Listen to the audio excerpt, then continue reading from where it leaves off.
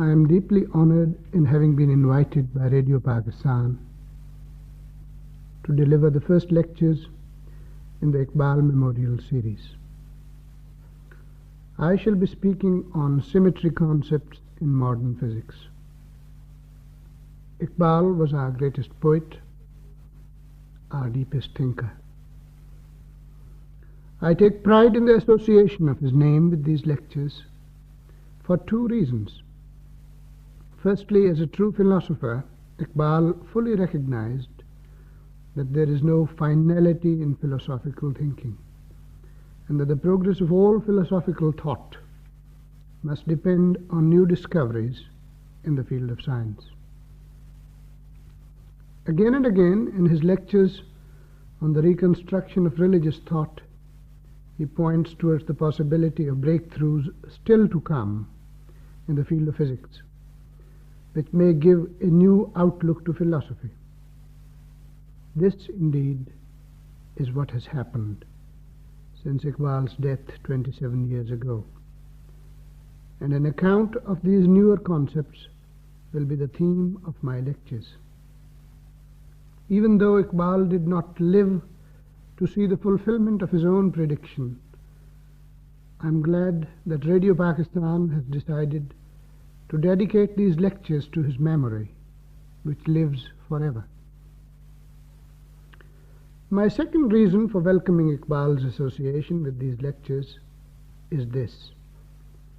I believe that the rise of a great poet or a great writer or a great humanist in any civilization is not an isolated incident, that it's always accompanied by an equally significant emergence of men as great in sciences and philosophy. To give you one example, it's good to recall that at the last zenith of Islamic civilization, in the early part of the 11th century, the Shahnama of Firdausi preceded the encyclopedic Qanun of Ibn Sina and the equally encyclopedic Tanjim of Al-Biruni by no more than 20 years. I am absolutely certain that Iqbal's greatness in poetry and philosophy will not go unmatched so far as the present Muslim renaissance in science is concerned. I believe that now that the nation has begun once again to aspire to higher things, the age of Iqbal, just like the age of Firdausi 800 years ago, will produce in Pakistan its great scientists who will rival the brilliance of Firdausi's contemporaries like Ibn Sina and Al-Biruni. The theme of my lectures is the search for unity in the understanding of nature. I am going to speak of a search which is as old as man's history. From the dawn of all civilization, man has wondered and asked questions. Questions about the color of the sunset, about the brilliance of the stars, about rainfall and cloudburst, about the trajectory of a bullet and a space satellite, and eventually about life itself. But in all this questioning, there has been one recurring theme. Man has always believed that the answers to these questions, when they come, must follow from just a very few general principles. Man has always held to an unreasoning faith in an eventual unity, and an eventual simplicity, an eventual symmetry in any basic laws which may govern the universe. The history of science is the history of a search for such unifying concepts. During these lectures, I would like to show you how rewarding this faith in the unity, the harmony, and the beauty of the basic laws of physics has proved. I shall not be concerned with the processes of life. They fall outside my domain.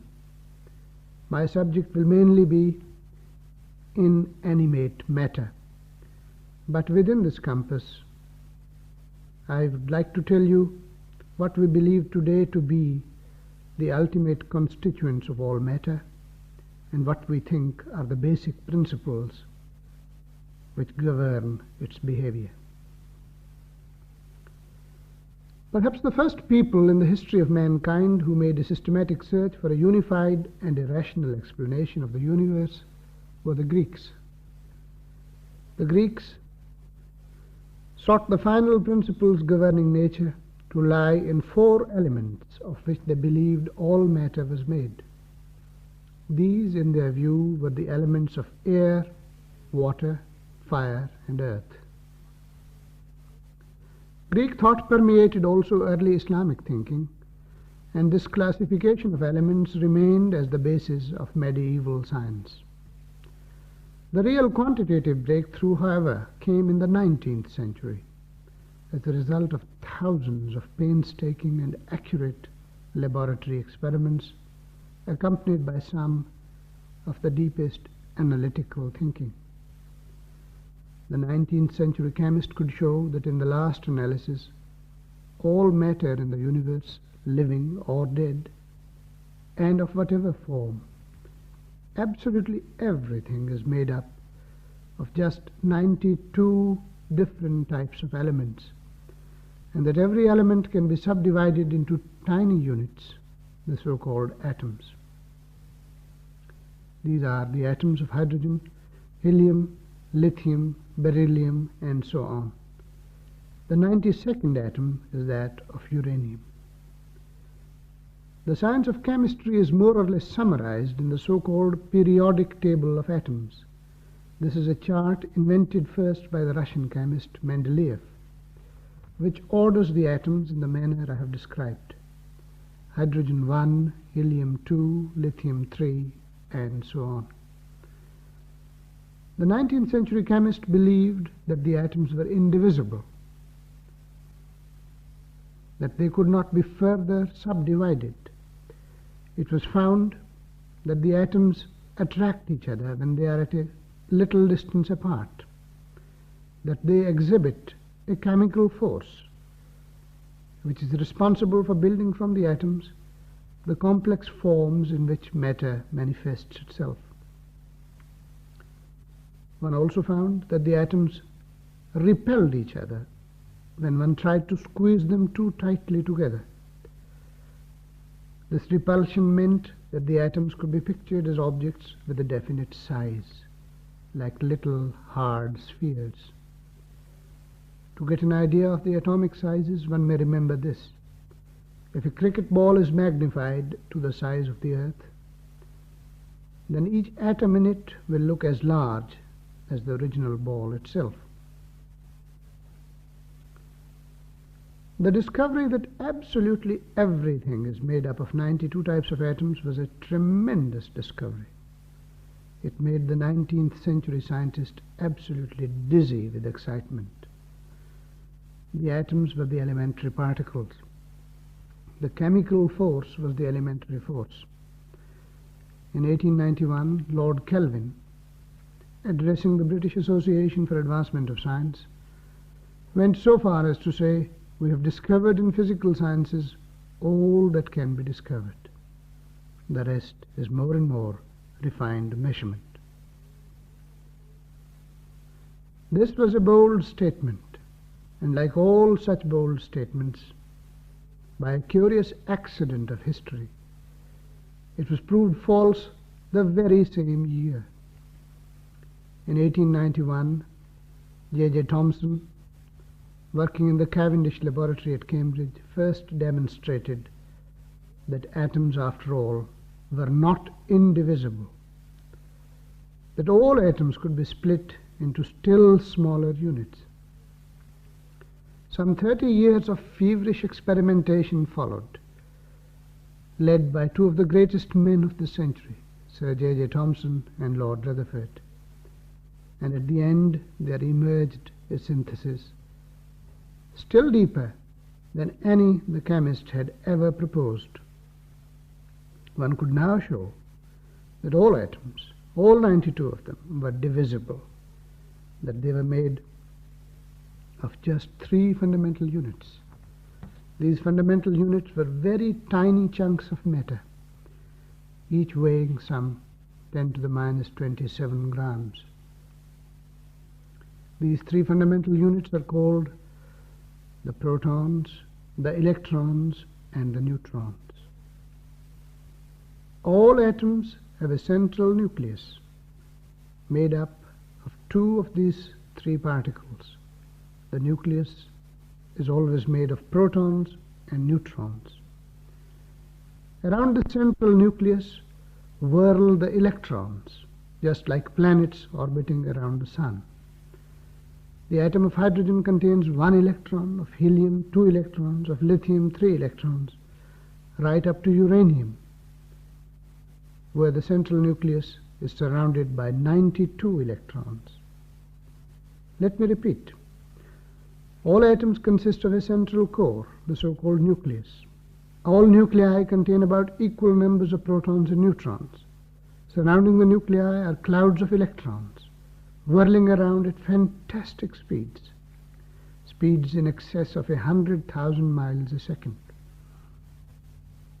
In the heart of every atom, there ever continues a dance of the electrons, more fantastic than human eye has ever seen.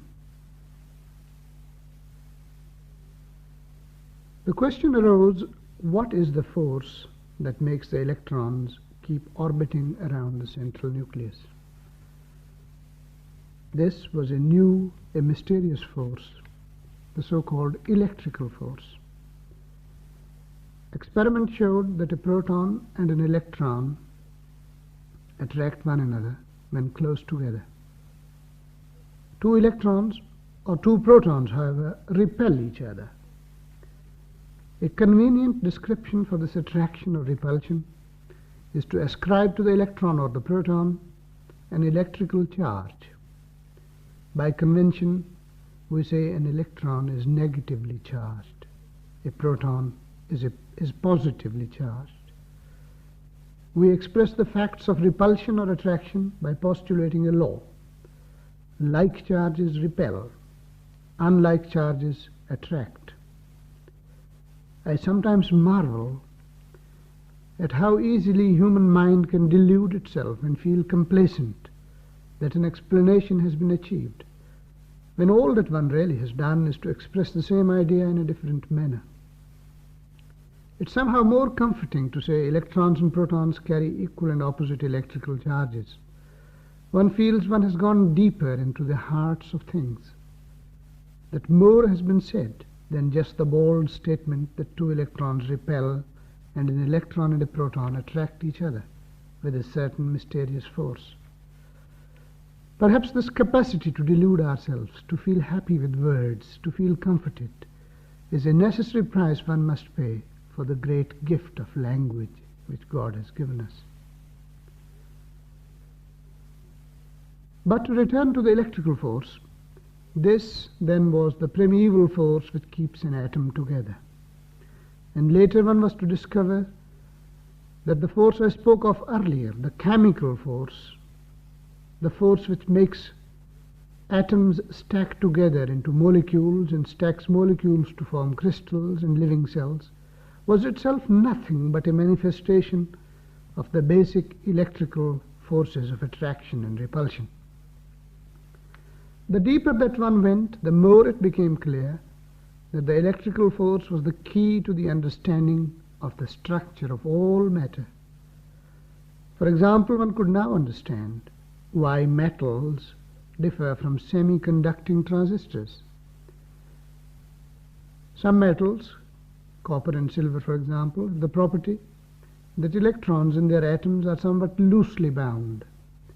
These electrons can drift freely and course around through the crystal lattice which constitutes a copper or a silver wire. The electrons in a transistor are not so loosely bound. They cannot flow through the length of a transistor crystal as easily. The transistor is thus only a semiconductor. To take another example, in biology, one understood that our bodies resemble a modern electrified city. In a human body, just as in a modern city, there's a network of nerve fibers connected centrally to the brain. It's the electrical impulses which the brain sends out that control physiology. For example, a muscle contracts when an electrical impulse shoots out charged molecules, the so-called ions of acetylcholine at its ends.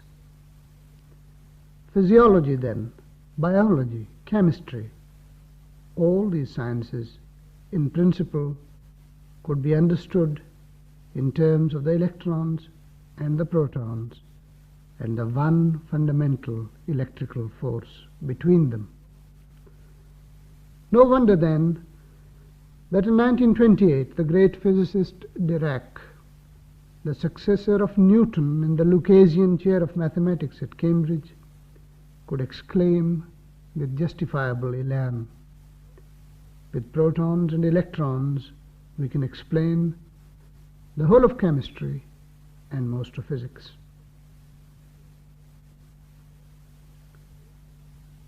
Dirac was obviously right about chemistry, but was he also right about most of physics? It seemed likely that he was. For earlier in the 19th century, Faraday and Maxwell had made another very remarkable discovery. An electron or a proton, when accelerated, when oscillating, emit electrical waves. Just as a stick moving up and down in a pool of water sets up ripples, water waves in a pool, similarly, an oscillating electrical charge sets up electromagnetic waves in space. And Maxwell and Faraday discovered that these waves could be picked up by other electrons in a receiving set. Just as the waves in a water pool set up by the moving stick would make a cork floating in the pool bob up and down in rhythmical movement with the moving stick. An example of the waves Maxwell and Faraday spoke about are the radio waves on which my voice is being carried out to you. The electrons in the cathode ray tubes or the transistors of your sets are moving in harmony with the electrons in the transmitter. If we shorten the wavelength of the electrical waves, that is to say, we move the electrons or the protons somewhat faster, we get what is called infrared radiation. The human frame, as we all know, is not attuned to receive the radio waves, but we, or rather our skins, are excellent receivers for the shorter infrared radiation. We call this the heat waves. The sun is continuously beaming out infrared radiation.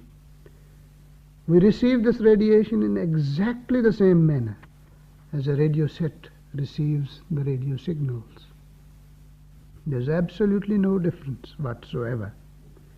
Our skins may be likened to the transistors in your sets. Still shorter electrical waves can be received by the nerve cells of the retina of our eyes. These waves are called light radiation, ordinary visible light. Still shorter waves are X-rays, to which our retina are not sensitive. Still shorter waves are called gamma rays.